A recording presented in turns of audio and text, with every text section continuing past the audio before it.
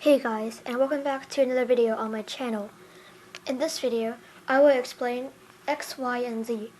You might already know what X, Y, and Z are, but you might not be able to relate them to the fourth dimension that well. So, as I've told you in my first video, my theory is based off of the Y-axis. So the first dimension is just a line with only a Y-axis. You can only go up and down. Then comes the X, then the Z, then the W, and so on. So 2D people will see in a vertical line, and so will 4D people. 3D and 1D people actually see in a full picture. They see in a square or a point. Back to the dimensions. Since 1D people see in a point, then 2D people get a new dimension added that they see in. That new dimension is Y, in my theory's case. 3D and 4D are the same. At first, we only see an X and a Y, but 4D people get a new dimension added, something like Y, but in a different way. In 4D, there are two versions of Y. You can move up and down in the three-dimensional space, or the 2D pixels that are making up the 4D line with the many pictures, and as well as left and right, and forward and backward. If you move up and down in the pixel way, then the pictures inside those pixels won't move up and down, but they will rearrange.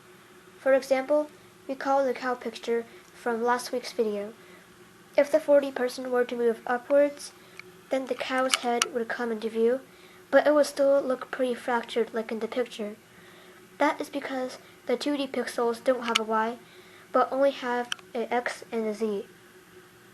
So basically, the X and the Z in the 4D world are only inside of their pixels.